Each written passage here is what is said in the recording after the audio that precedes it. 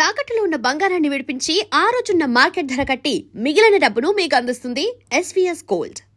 బంగ్లాదేశ్ తోటి డిప్లొమాటికలీ ఎవరైతే ఇప్పుడు మిలిటరీ లీడర్స్ కంట్రోల్ తీసుకున్నారో వాళ్ళతో మనం డిప్లొమాటికల్గా మిలిటరీగా మాట్లాడి సిచ్యువేషన్ని కంట్రోల్, వాళ్ళకి కావాల్సినంత సహాయం మనం ఇచ్చి దాన్ని డిప్లొమాటికలీ కంట్రోల్ చేయడానికి ట్రై చేయాలి. అందులోనే మనకి మంచిది, వాళ్ళకి మంచిది. కానీ అక్కడ సిచ్యువేషన్ చూస్తుంటే అలా కనిపించట్లేదు కదా. అవును సార్.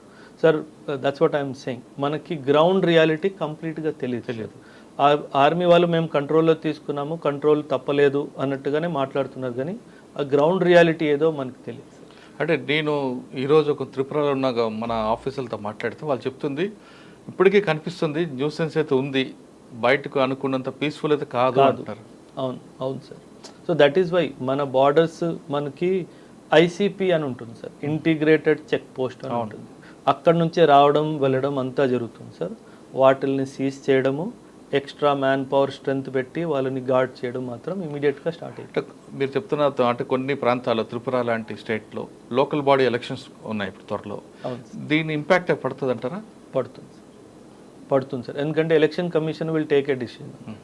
అంటే దీనివల్ల లోకల్ ఏమైనా డిస్టర్బెన్స్ ఉందా ఆ డైమెన్షన్లో election commission will take a call.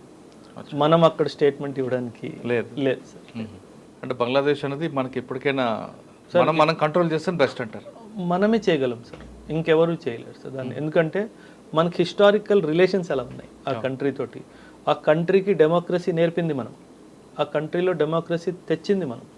So చాలా కల్చరల్ రూట్స్ మనకి. మీరు అన్నారు బంగ్లాదేశ్ అంటే బెంగాలే కదా సార్ అని అన్నారు, అందులోంచి పుట్టిన పేరే కదా. సో ఆ కల్చరల్ కనెక్ట్ మనకు ఉంది కాబట్టి వాళ్ళు మనల్ని నమ్ముతారు కూడా. కాబట్టి మనం ఆర్థికంగా కూడా, పొలిటికల్గా కూడా, డిప్లొమాటికల్గా కూడా బంగ్లాదేశ్కి చాలా సహాయం చేసాం sir in the past. So they will accept all those things. So మనం తప్పితే as of now no statement has come that they are going to talk with Pakistan. ఆ స్టేట్మెంట్ సార్ మళ్ళీ అది పాకిస్తాన్ అయ్యే అవకాశం లేదు, అది లేదు సార్. అది India will take care. So we know how to take care. So అది మనం భయపడాల్సిన అవసరం లేదు. కాకపోతే లా అండ్ ఆర్డర్ తప్పడం వల్ల మన స్టేట్స్కి ఏమైనా ఇబ్బంది వస్తుందా, అదొక్కటే మనం జాగ్రత్త చూసుకోవాలి అంతే. సార్ మరొకసారి మనం ఆర్మీలోకి వద్దాం సార్. ఆర్మీలోకి రావాలనుకున్న వాళ్ళకి మీరు ఇచ్చే మెసేజ్ ఏంటంటే? Sir simple sir, be disciplined, take pride in the nation. ఒకటే స్టేట్మెంట్ సార్, బీ డిసిప్లిన్డ్.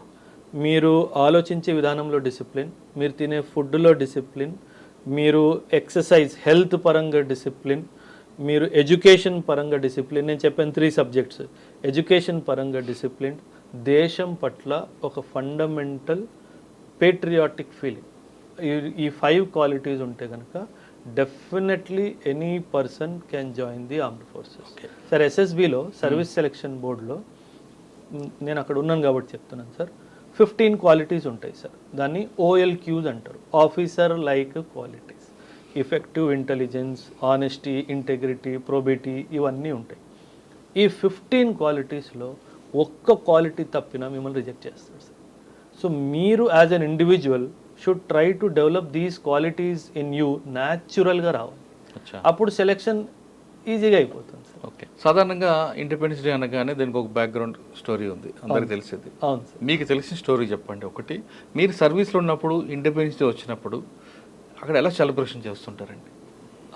డెఫినెట్గా చెప్తాను సార్. ఫస్ట్ ఇది చాలామందికి తెలియదు సార్, ఇండియాకి స్వతంత్రము 15th ఆగస్ట్ రోజు ఎందుకు వచ్చింది? 14th నైట్ కదా వచ్చింది. 14th నైట్ మనం చేసుకున్నాం. అవును. కానీ బ్రిటిష్ వాళ్ళు మనకి ఇచ్చింది ఎప్పుడు? 15th August. 15th August was very ఇన్ఆస్పీషియస్ day, మంచి రోజు కాదు. కాకపోతే బ్రిటిషర్ వాజ్ హెల్బెంట్ నేను ఈ రోజే ఇస్తాను. దానికి చాలామంది యూత్కి ఆన్సర్ తెలియదు సార్. ఎందుకు అదే రోజు ఇచ్చారంటే 15th ఆగస్ట్ రోజే జపాన్ సరెండర్ అయింది.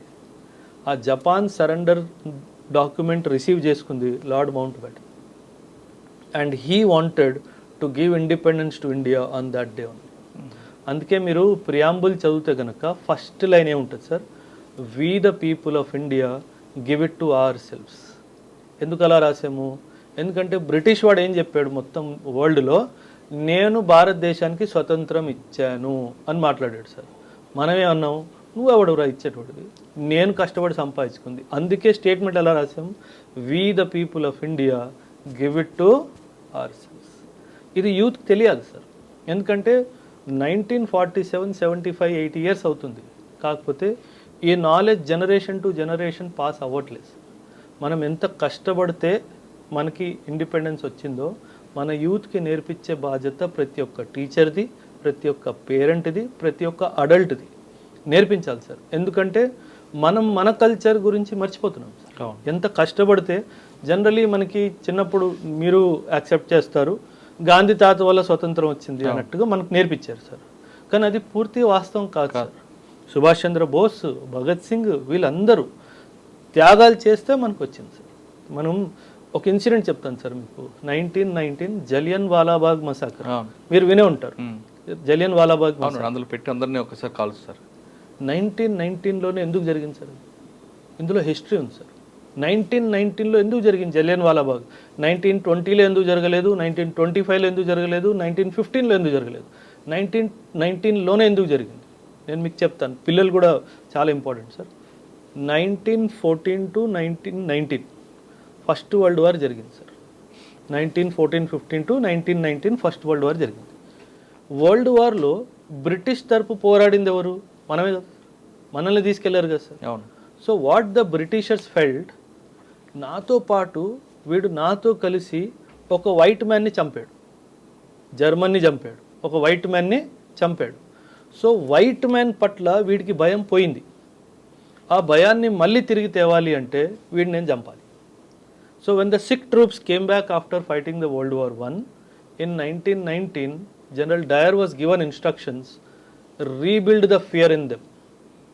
Okay, rebuild the fear in them. ఎలా? వాళ్ళకి కాల్చి చంపేయి. సో అప్పుడు వాళ్ళకి అర్థమవుతుంది, నువ్వు నాతో పాటు కలిసి యుద్ధంలో పోరాడినంత మాత్రాన you cannot look up to me. So ఆ భయం మళ్ళీ తిరిగి రావడానికే 1919 జలియన్ వాలాబాగ్. సో అండర్స్టాండ్, వాళ్ళు ఎంత కసిగా మనల్ని కొట్టారు. ఇంత కష్టపడి మనం సంపాదించుకునే ఇండిపెండెన్స్ని మనకి ఎంత బాధ్యతగా ఉండాలి సార్.